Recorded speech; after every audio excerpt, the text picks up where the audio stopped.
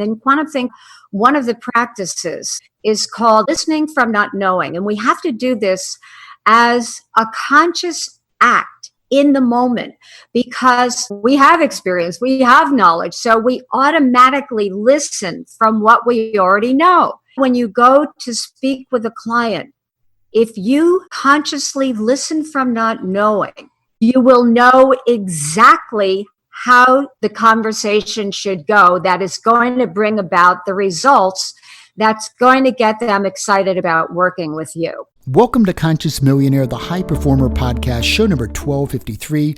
Today, I have a business coach with me, Dianne Collins.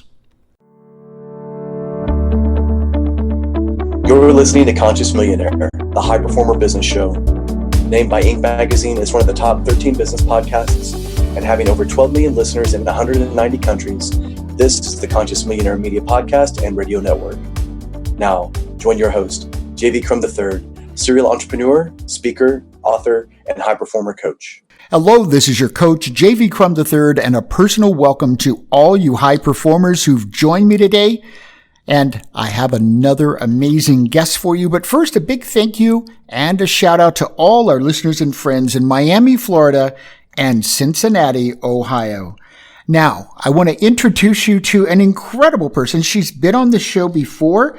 She is an expert in quantum thinking. And today we're going to be discussing what makes a masterful coach. Her name is Dianne Collins, and before I tell you about her, I want you to know that if you'd like to hear the other couple of times she's been on the show, just go to ConsciousMillionaireShow.com. She was here at the early stages. Here we're in the 1200s, and it's Dianne Collins, show number 154, How to Use Quantum Thinking to Achieve Conscious Success. And also show number 655, Create Conscious Relationship with Money. She's a highly acclaimed leader and a coach and consultant of new consciousness, and she's a popular media personality. She's a strategic quantum think consultant to executives in leading corporations, including AT&T, Accenture, and CNN. She's also the author of the award-winning bestseller, Do You Quantum Think? New Thinking That Will Rock Your World. It's a must-read for anyone in these changing times. Help me welcome our featured guest, Dianne Collins. Dianne, thank you so much for joining us again. It's so much my pleasure to be with you. I just love our conversations and I love your show.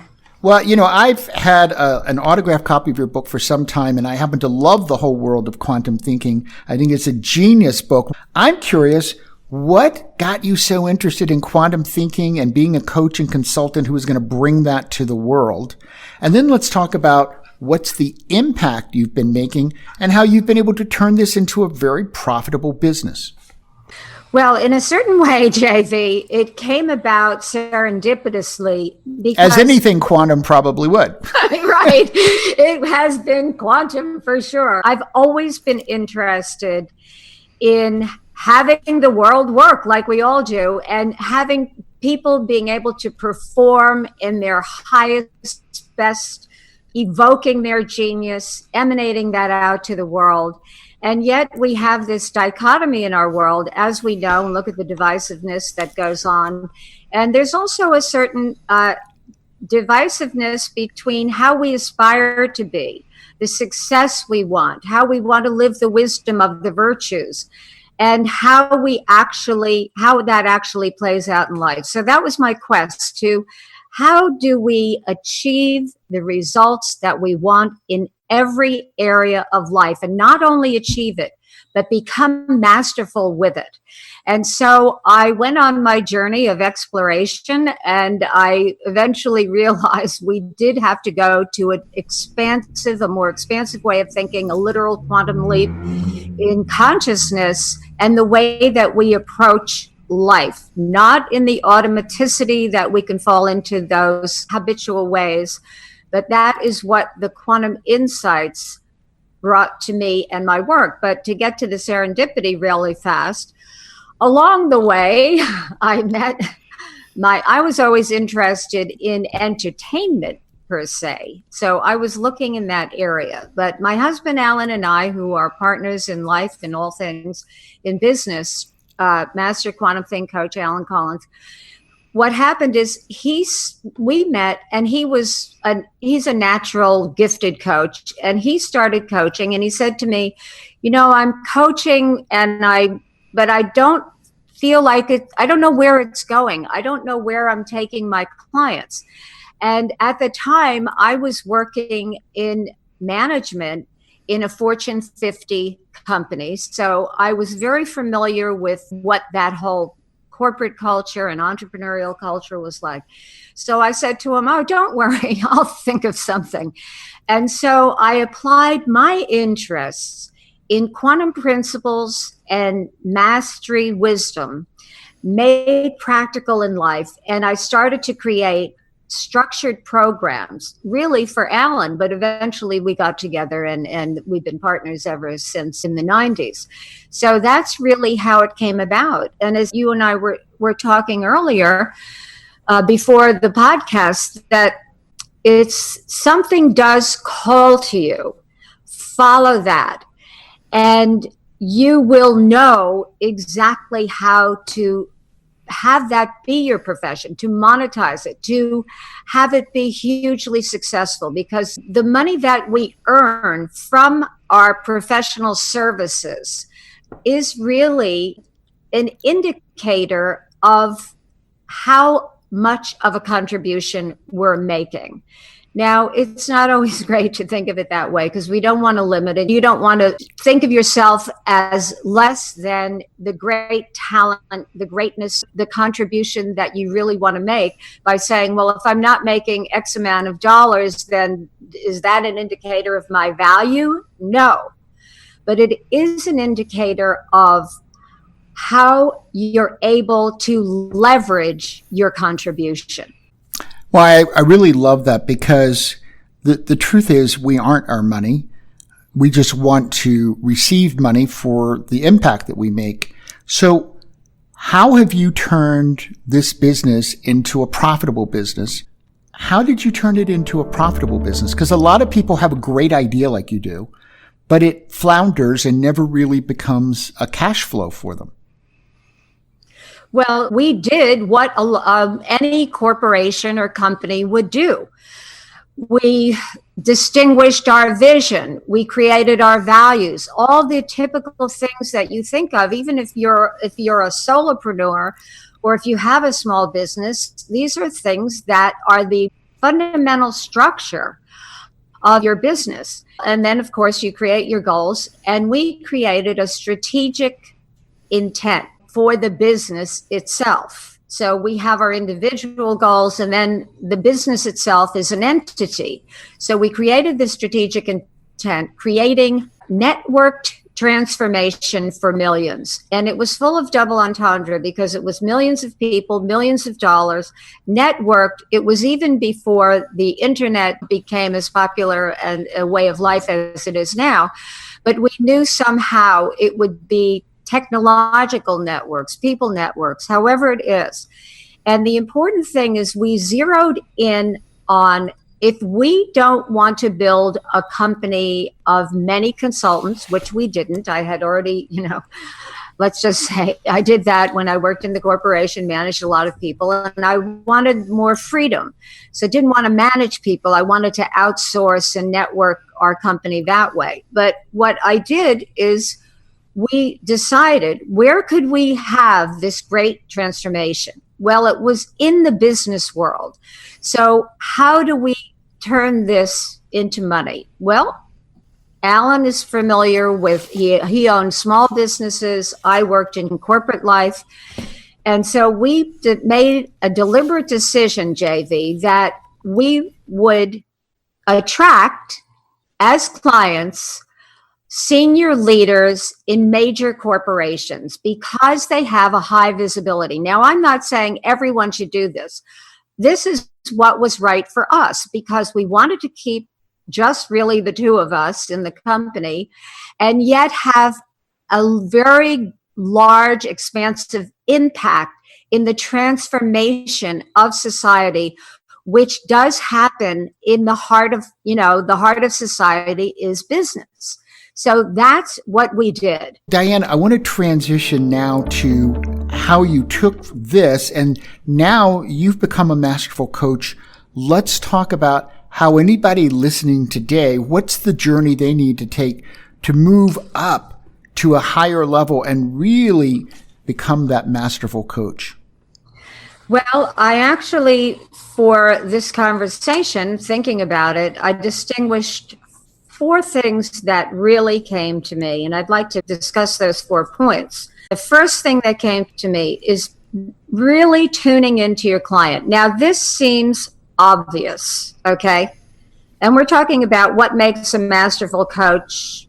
Well, it's even if it's a prospective client or whether it's an actual client, it's the ability to tune in and actually listen. Now, I'm on the other side of this because we outsource a lot of things in our company, and I hire people to coach me in various areas, mostly in social media, things like this, and PR. And what I notice is that I tell them something and they're not listening, because a coach, you'll come on and you'll be excited about, what you want to give to your client, and you'll have your own agenda for that client, which is good because it is good to have a plan and an intent for your client. However, once you get there, you have to become like a martial arts master, ready for whatever the client throws your way.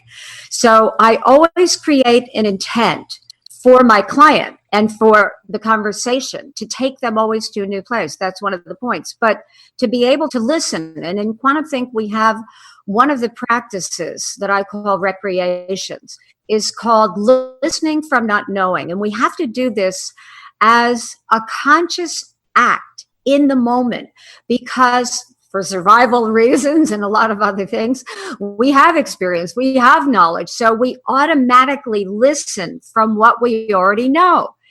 Now, when you go to speak with a client, if you consciously listen from not knowing, you still may be giving what the client needs that they don't know that they need, so they're not necessarily asking you specifically for what they want. But if you listen to them, you will know exactly how the conversation should go that is going to bring about the results that's going to get them excited about working with you. And this is how you maintain the client. I just wanted to say one thing as a context. Why is it important to even talk about what makes a masterful coach? Is that in this time where we have an infinite amount of choice, people that could serve us in every profession, so many choices online, you have to realize that we're in a time of mastery. And with this acceleration of change and transformation just in the society going so quickly, everything's changing. We know that a complete restructuring of our institutions that we have been used to for so many decades, century, that they're all changing now. So how do we make ourselves ready, and how do we become that kind of contribution that our clients want to stay with us? And that is, if you start to think, we're in a time of mastery, and as I was saying, like a martial arts master, that you have what you know in your reservoir of who you are and your expertise and your experience. But in the moment, you're ready for whatever comes your way. When you have that kind of listening for your client, you'll know exactly what to do, because we're not isolated. We're in collaboration with infinite intelligence. And there is such a thing in reality as a quantum field, an infinitely intelligent field. And we will be able to work with that intelligence that comes through in a conscious dialogue with our client. So that's the first thing. So tune into your client. What's the second one, Dianne? And the second one that I have, and these are not necessarily in order, but this is in terms of really becoming masterful and also attracting clients in, is to place yourself in the field of what you want to attract. So what kind of client do you want? Maybe you're attracted to a certain industry. For example, suppose you want to work with the real estate industry. So what do I mean by place yourself in that field? Because there are field effects. You want to put yourself in that environment. Learn about that industry. What are the needs of the people who are in that industry? What are the changes, as every industry is changing now? What are the changes that are going on in that industry? How can you be the expert advisor, the coach to people in whatever the industry is? So place yourself in the field of what you want to attract. For example, we work with senior level executives, and they're generally speaking visionaries. So we know that their dilemma of a visionary is getting their vision implemented. And often they're working with people who aren't necessarily living from that visionary place, or maybe they're holding the vision as a concept, and we coach them, we work with them to have their vision become alive so that other people can align with it. So I'm just giving you a real life example of how we work. But the idea is that it's like the old Star Trek mind meld. It's like you mind meld with the kind of clients, the industry that you would like to work with. Place yourself in the field of what you want to attract. That's number 2. And number 3? And number 3, not new news. Keep distinguishing what differentiates you as a coach. And when I say this, as you go along in life, you keep learning about yourself. So what do you offer as a coach that you and only you can offer? How many business coaches, life coaches, social media coaches, what is it that's going to have someone work with you rather than anyone else? Now, and I'm not saying that necessarily in a competitive way, but when you have a unique distinction and you know what that is, and you are able to distinguish that, to speak that, that is what will have others step in. And I'll tell you something real quick. And I didn't think I was going to talk about this. I had these clients long ago, and they were investment brokers.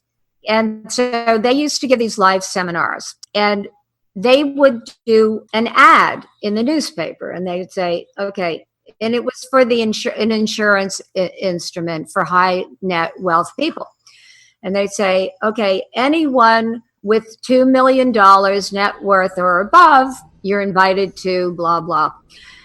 And what they realized is that they really wanted people who were 20 million net worth. So what would happen is they'd get the 20-80 rule. 20% of the people that would show up would be 2 million, and the rest would be less. And it was a simple shift in context. That is my point here of when you are able to distinguish precisely what you offer to someone, they step in. So what these investment advisors did is they changed the ad. They changed it to the 20 million instead of the 2 million. And what do you think happened? The same thing. They increased who they were attracting in. So it's not an exact perfect analogy, but I think you get the point of it, is that an aspect of mastery is being able to distinguish who you uniquely are, your gifts, talents, proclivities, perspective, but always from the point of view, from the perspective of your client or prospective client. Because we don't want to have it be about, me, I. That's about the worst thing, right? When you're trying to attract something in. You want to put your talents in the context of how that will be beneficial to your prospective client. And what's number 4? And number 4 is, and I am really passionate about number 4, always, always, always take your client to the next octave of higher performance for them. In order to do that, and you do that in every session with them. Now, we have clients and that we're so grateful. We have amazing clients.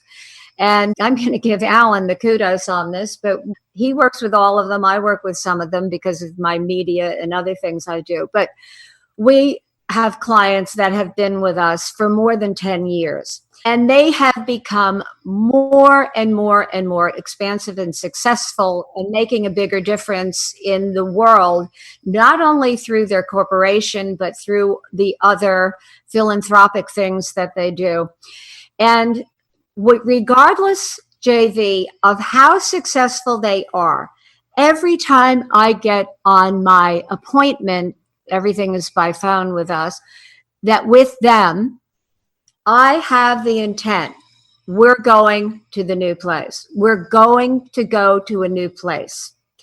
And there's a corollary of this, and that is always evolve yourself personally. You could say this is the fifth thing, because you can only, I had created an Instagram post with the quote, you can only give at the level at which you yourself has attained. It's got a lot of likes on that. People really get that. Because as a coach, your coaching is only going to be as proficient, as expansive as your own personal development. This personal development consciously, as a coach, as a person, as a multidimensional being, is a key point to your ability to keep taking your clients to a new place. Because guess what?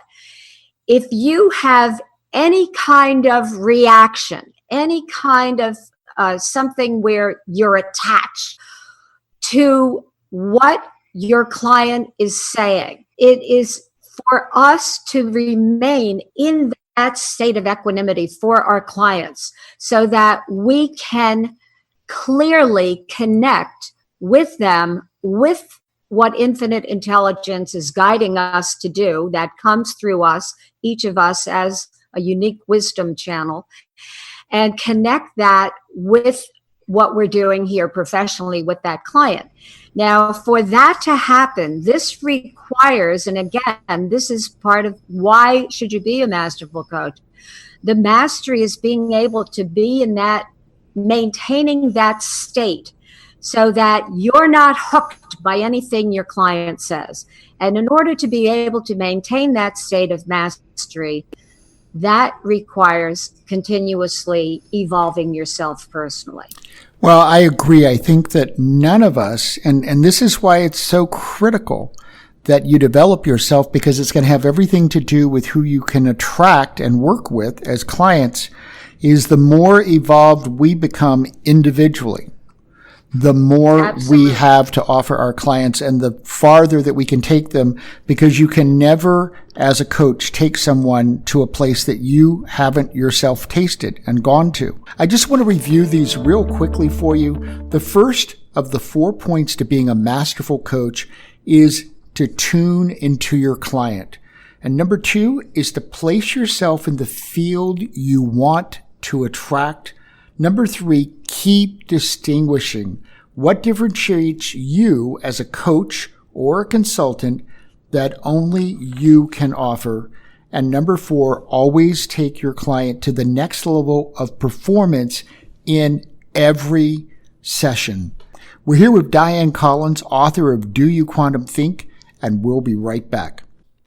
Welcome back. I'm your coach, JV Crum III, and I'm here with my featured guest, Dianne Collins, author of the book, Do You QuantumThink, and we've been discussing what makes a masterful coach. Because I know you always ask for the 3 golden nuggets. I do have 3 golden nuggets that I think helps all of us as coaches become high performers. And the first one, I'll say them very quickly.